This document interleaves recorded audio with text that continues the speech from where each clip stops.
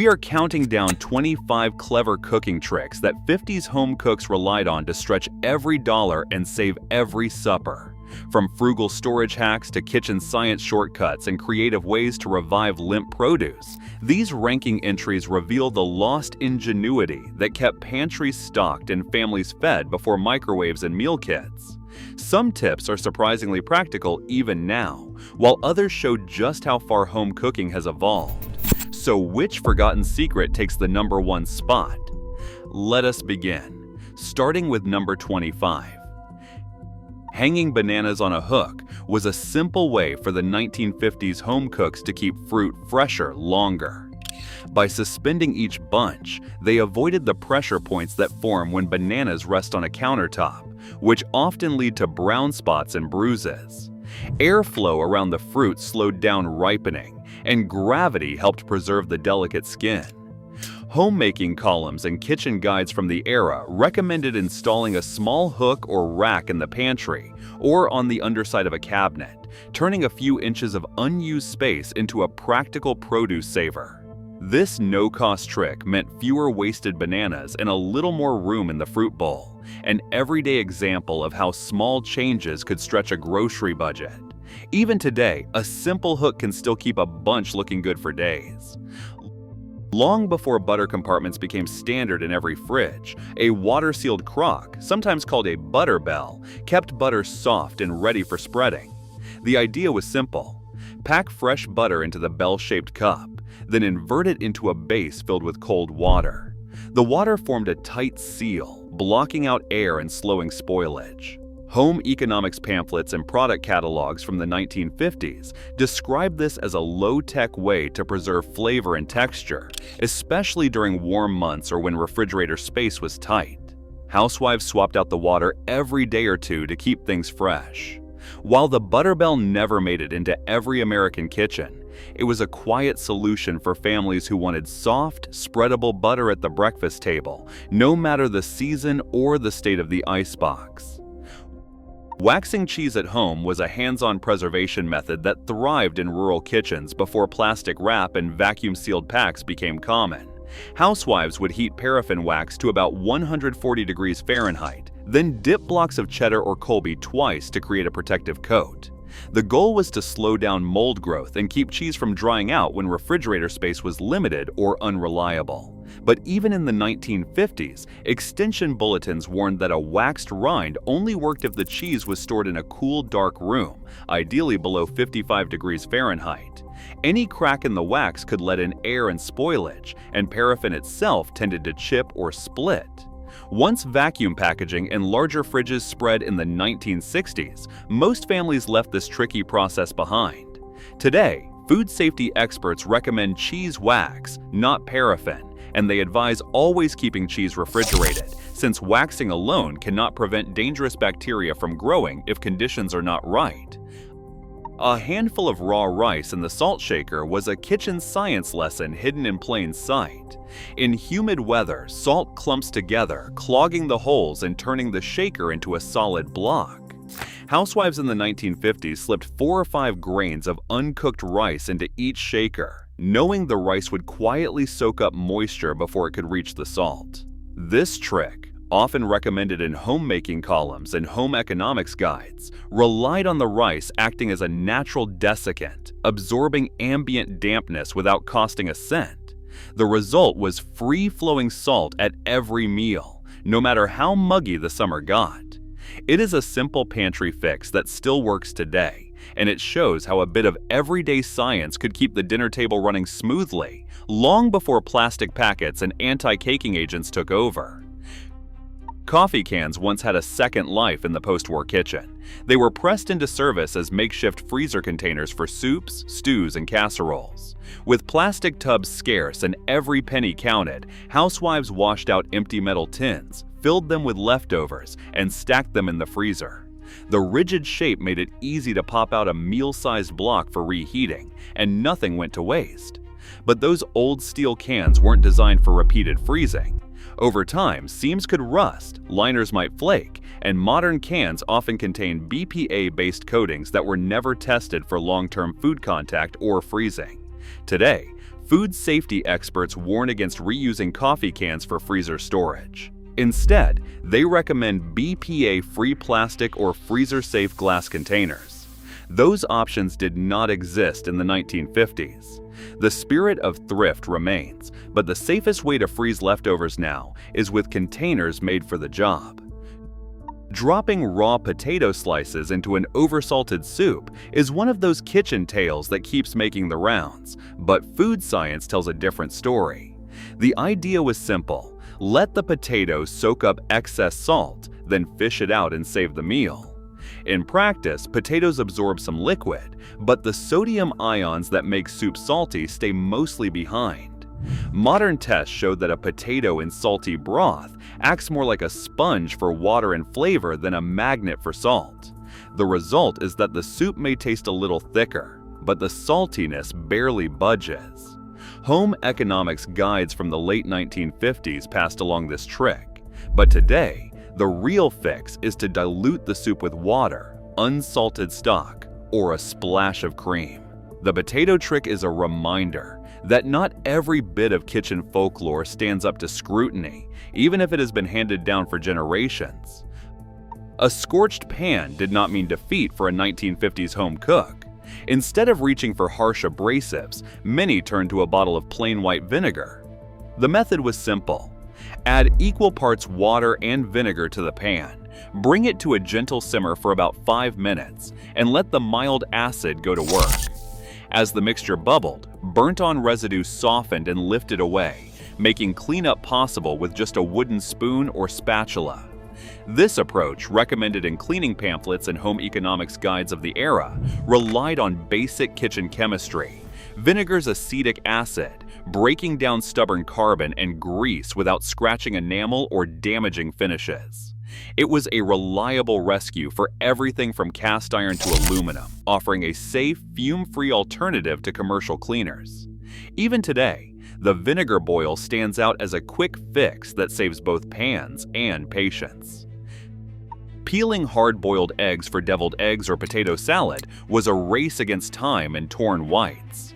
In the 1950s, home economics classes recommended a 2-part trick: plunge freshly boiled eggs into ice water to stop the cooking instantly, then add a pinch of baking soda to the boiling water next time.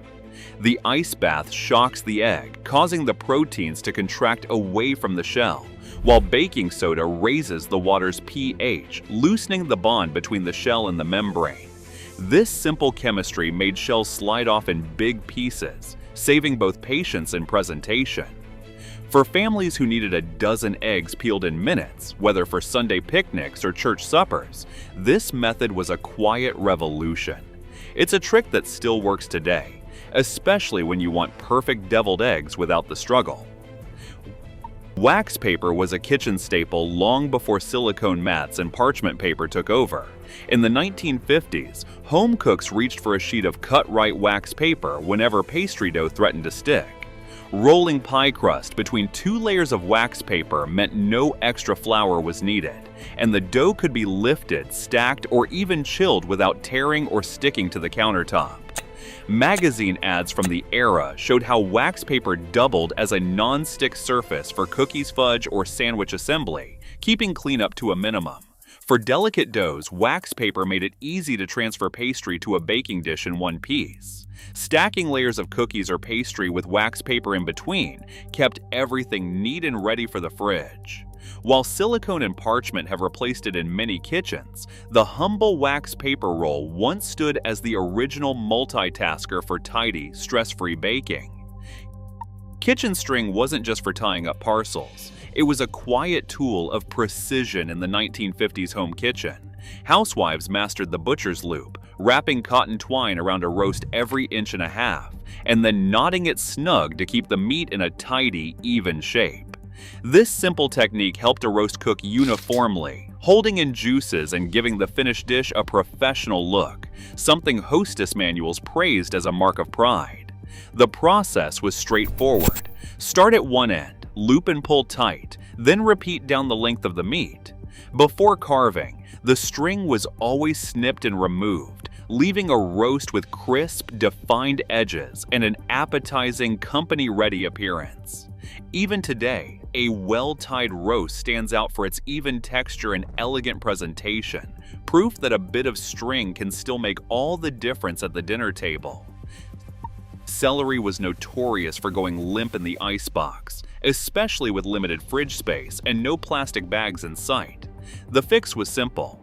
Stand the stalks upright in a tall jar or glass of cold water, then tuck the whole setup into a refrigerator corner. Within 2 hours, wilted celery would perk up, regaining its snap and bright green color. Home economics guides from the 1950s recommended this method for reviving produce that had started to soften, emphasizing that a quick water change kept things crisp and fresh. This wasn't just about saving a bunch from the compost. It was a lesson in kitchen chemistry, showing how water could rehydrate plant cells and bring vegetables back to life. Even today, a jar of cold water still works wonders on tired celery, offering a low-cost rescue that is as effective now as it was then. Mayonnaise in cake batter sounds like a prank, but for many 1950s home bakers, it was a secret weapon for moist, tender crumb. The trick came out of the Depression and wartime rationing, when eggs and butter were scarce, but a jar of mayonnaise made of oil and eggs was often on hand. Community cookbooks and Hellmann's advertisements from the era spelled it out. Swap in a cup of mayonnaise for the fat and eggs called for in your favorite chocolate cake recipe. The result was a rich, velvety texture that stayed fresh for days, no matter how modest the pantry. This bit of ingredient alchemy let families enjoy homemade cake even when supplies ran low, and it showed just how creative cooks could get with what they had. It's a quirky shortcut that's still worth trying when you want dessert in a hurry. Potato water was a quiet workhorse in the 1950s kitchen. After boiling potatoes for supper, cooks would save a quarter cup of that cloudy, starchy water for every 2 cups of gravy they planned to make. The natural starch released as the potatoes cooked acted as a free thickener. There was no need for extra flour or cornstarch from the pantry. Instead of pouring that water down the drain, it went straight into the gravy pot, lending a silky texture and a little body to pan drippings or broth. This trick did not just cut costs, it also saved a step, since the potato water was already hot and ready to use. Home economics books praised it as a thrifty habit, especially when every bit of waste mattered. Even today, a splash of potato water can still turn a thin gravy into something rich and satisfying, all without spending an extra cent. In the 1950s, bacon grease was a staple in the kitchen, prized for its deep, smoky flavor and for stretching every meal. After frying a pan of bacon, home cooks would pour the hot fat through a fine mesh strainer or through a coffee filter to catch every bit of meat or crumb. The clear golden liquid settled into a clean glass jar, which went straight into the refrigerator, never left out on the counter despite what some old habits suggested. Each jar was dated to track freshness, and the cold kept the fat firm and safe for months. A spoonful of chilled bacon grease brought instant flavor to beans, greens, or cornbread, and nothing was wasted. Mid-century cookbooks and USDA bulletins agreed: strain well, chill promptly, and always use a tight lid. For families watching every penny, saving bacon grease was not just thrift, it was a way to guarantee supper would always taste like home. Jell-O molded salads became a centerpiece of 1950s potlucks and dinner parties, offering a splash of color and a sense of abundance even when budgets were tight. Housewives poured canned fruit, vegetables, and the occasional bite of ham or chicken into shimmering gelatin, then chilled the whole thing below 40 degrees Fahrenheit until it set. The result was a dish that looked impressive on the table, cost very little, and could stretch leftovers in a way that felt festive, not frugal. Magazine ads and recipe pamphlets pushed endless variations: lime with cottage cheese, orange with shredded carrots, while home economics teachers warned to limit meats and always keep molded salads cold for safety. Whether you loved or dreaded them, these wobbly creations captured the era's drive to turn thrift into spectacle, closing out the list of clever tricks that made even a simple supper feel like a special occasion. A polished cake with perfect slices was a point of pride at any 1950s gathering, but getting those neat, crumb-free wedges didn't require a fancy knife. Unwaxed dental floss or a length of kitchen string, pulled tight and steady, could glide through even the stickiest chocolate cake or layered angel food. Hostess manuals from the era praise this trick for its elegance and precision. No smashed frosting, no ragged edges, just clean layers that looked as good as any bakery display. The process was simple. Hold the floss taut, press it down in a single motion, and lift away for an impressively clean cut. Housewives used this method for birthday cakes, Jell-O molds, and even soft cheese logs, especially when presentation mattered. The best results came from unwaxed, unflavored floss, which left no residue or taste behind. This small detail turned an everyday dessert into a showpiece for the table, proving that a bit of string could outshine the sharpest knife. The technique's low cost and high impact made it a quiet favorite, and it's still just as effective today for anyone chasing that perfect slice. A glass bottle pressed into service as a rolling pin was a hallmark of the 1950s kitchen ingenuity. When the real rolling pin was missing, a clean, sturdy bottle, often from soda or vinegar, stepped in, its smooth surface and gentle weight perfect for rolling out pie crust or biscuit dough. Dust the countertop and the bottle with flour, then work the dough from the center outward using steady, even pressure. Chilling the bottle beforehand helped keep pastry cool and flaky, especially when butter or lard was in short supply. Housewives knew to avoid thin glass or bottles with raised lettering because those could crack or leave marks in the dough. This make-do approach wasn't just about thrift, it was about working with what was on hand and refusing to let missing tools stop supper. The bottle as a rolling pin stands as a quiet reminder of a time when resourcefulness mattered as much as any gadget, and even the most ordinary object could earn its place on the kitchen counter. A pot of homemade broth was never wasted in a 1950s kitchen. When the Sunday roast left behind a pan of golden stock, home cooks would simmer it down by half, concentrating the flavor and making it easier to store. Instead of pouring it all into a big jar, they reached for ice cube trays.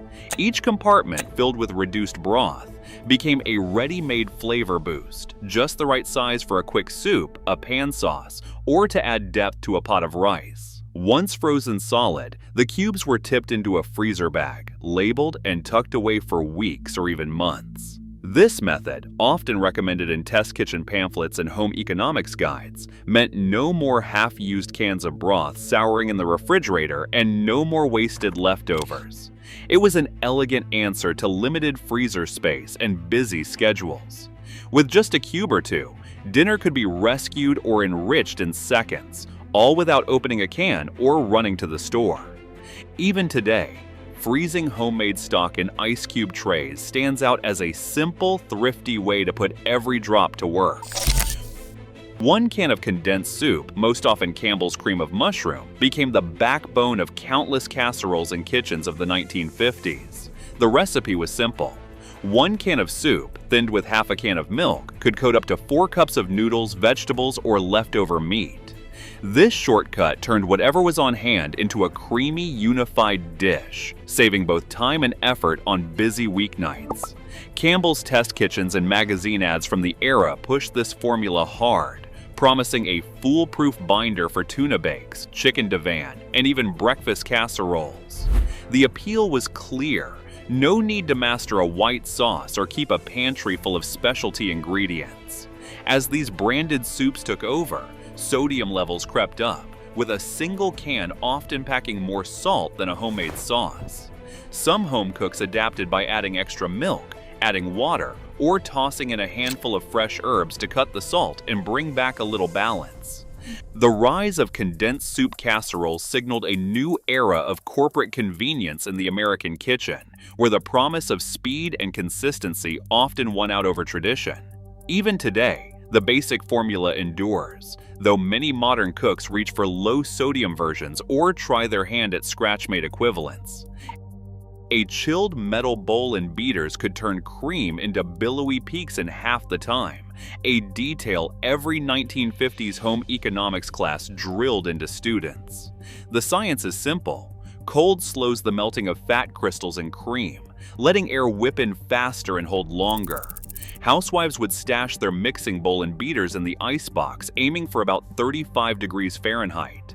At that temperature, heavy cream could double in volume in just 2 or 3 minutes, instead of 5 or 6. This trick was especially useful in summer kitchens, where warm air made soft, runny whipped cream a constant threat. Dessert recipes in magazines like Good Housekeeping often included a line reminding readers to chill their tools first, promising fluffier results with less effort.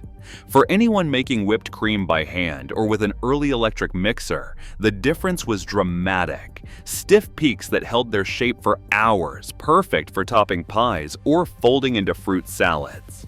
It is a zero-cost upgrade that still works today, and it is a reminder that sometimes the smartest kitchen tricks hinge on nothing more than a little patience in a cold bowl. Stretching a pound of ground meat into a meal for 6 was standard practice in the 1950s kitchen, and soaked bread was the secret ingredient behind it. Wartime rationing and tight budgets had already taught home cooks to make every ounce count, and this lesson carried straight through to the post-war years. The method was simple but precise. For every pound of ground beef, a full cup of breadcrumbs or torn slices, first soaked in milk or water, went into the bowl. Oats sometimes stood in for bread, but the goal was always the same. Add bulk, hold in moisture, and keep the meat tender without sacrificing flavor. Housewives watched the ratio closely, knowing that too much filler made for a dense, rubbery loaf, but just enough gave meatloaf or meatballs their signature soft bite.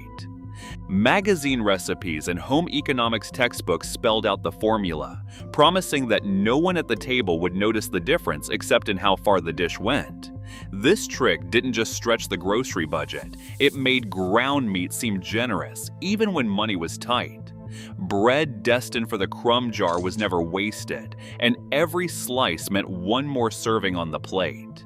In a decade obsessed with thrift and hospitality, soaked bread was the quiet backbone of countless family suppers. Stale bread rarely went to waste in the 1950s kitchen. When a loaf started to harden, home cooks saw possibility, not disappointment.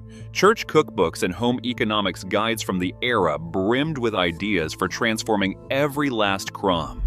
The simplest fix was to cut bread into cubes, toss them with a drizzle of oil or leftover bacon fat, season generously with salt, pepper, and dried herbs, and bake at 375 degrees Fahrenheit for about 10 minutes. The result was golden, crunchy croutons that could top a salad or a bowl of soup, adding both texture and flavor. For breadcrumbs, a quick blitz in a hand-cranked grinder or a sturdy rolling pin turned slices into fine crumbs, perfect for breading cutlets or thickening meatloaf. Some cooks even saved the ends and crusts in a paper bag until they had enough for a batch.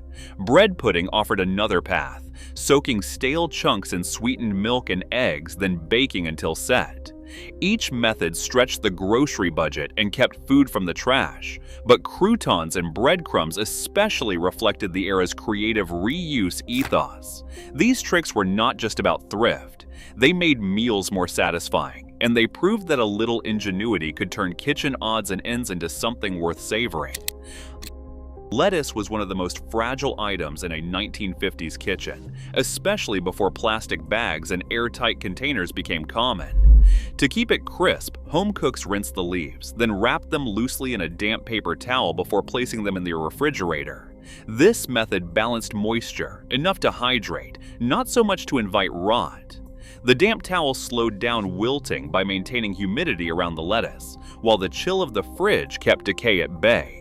Magazine columns and home economics guides of the era recommended chilling the wrapped lettuce for at least an hour, promising a return of crunch and color even when the head looked tired after a few days in the icebox. The trick relied on basic plant science. As the leaves absorbed water through their cell walls, they plumped up, regaining their snap. Housewives often reused clean towels for a week's worth of greens, stretching both their grocery dollars and their supplies. Unlike celery, which stood upright in water, lettuce needed just a gentle, even moisture barrier to revive. Even with frost-free refrigerators and produce drawers today, a damp paper towel still works wonders for limp lettuce, a quiet legacy of kitchen resourcefulness that can rescue a salad on short notice. Brown sugar has a habit of turning rock hard the moment you need it for cookies or coffee cake. Brown sugar can be unforgiving when a recipe calls for a soft scoop. In the 1950s, the fix was as sweet as it was simple. Drop a single marshmallow into the airtight jar or tin, seal it up, and let pantry science do the rest. Marshmallow, one small addition, and the problem is solved. Home economics columns and magazine tip sheets from the era passed this along as a foolproof way to keep brown sugar soft and scoopable, even in the stickiest summer weather. The goal was to keep that texture consistent, and the trick really worked. The secret is moisture. Marshmallows are hygroscopic, meaning they slowly release just enough water vapor to keep the sugar from drying out and clumping. Moisture is what preserves the ideal texture. Housewives measured it out: 1 standard marshmallow per pound of brown sugar, tucked into a tightly sealed container. 1 marshmallow per pound became the common rule of thumb. Unlike a slice of bread which can mold or go stale, the marshmallow holds its shape and freshness for weeks, quietly maintaining the perfect texture. Freshness lasted without fuss. There is no evidence this trick was cooked up by marshmallow manufacturers, and most food historians trace it to household trial and error, shared from neighbor to neighbor and printed in countless advice columns. The result was tidy, usable brown sugar whenever a recipe called, and a little moment of kitchen magic that felt both playful and practical. That small bit of magic made baking easier. Marshmallows in the sugar jar became a staple for families who wanted baking day to go smoothly, no matter how long the bag had been open. Staple, simple, and reliable. Today, the same trick works just as well. No gadgets, no waste, just a soft, ready scoop every time. Soft sugar whenever you need it. Buttered burgers baked in the oven were a weeknight hero for home cooks in the 1950s, promising juicy results with almost no mess. The method was straightforward and came from test kitchens and magazine columns. Shape ground beef into thick patties, season them well, and arrange them in a shallow baking pan. Each burger got a generous dot of butter on top, about a teaspoon per patty, before sliding the pan into a preheated oven at 400 degrees Fahrenheit. 18 minutes later, supper was ready, with the butter melted down into the meat and pooling around the edges, basting every bite. Unlike frying on the stovetop, this oven method freed up precious attention for side dishes or wrangling kids, and it kept grease splatter off the walls. The butter didn't just add flavor, it locked in moisture, turning even lean beef into a tender, savory meal. For families watching every penny, this trick stretched a pound of meat to feed 4 or 5, especially when served on soft buns with a side of canned green beans or a scoop of potato salad. Test kitchen recipes from the era sometimes called for a slice of onion or a spoonful of condensed soup under each patty, but the heart of the trick was always butter and high heat. The oven's steady temperature meant every burger cooked evenly, without the risk of a scorched bottom or a raw center. Cleanup was easy, just 1 pan to wash and no greasy stovetop to scrub. This approach fit the post-war push for time-saving meals that didn't sacrifice taste or pride. Magazine ads pitched it as a way to serve a company-worthy burger without standing over a hot skillet. For many, the aroma of buttered burgers baking in the oven became a signal that supper was on the way and the day's work was nearly done. Even now, the method holds up. Dot, bake, and serve. No flipping, no fuss. Just a tray of golden, juicy burgers that bring the whole family to the table. Across all 25 kitchen tricks, one pattern stands out. Ingenuity thrives under constraint. These forgotten methods were not just clever, they were born from a culture that valued resourcefulness, thrift, and self-reliance. Today, as convenience dominates, we risk losing the practical wisdom that once united generations in the kitchen. Reclaiming these skills is not nostalgia, It is a reminder that creativity and resilience are always in style. Which trick will you try? Let us know in the comments below.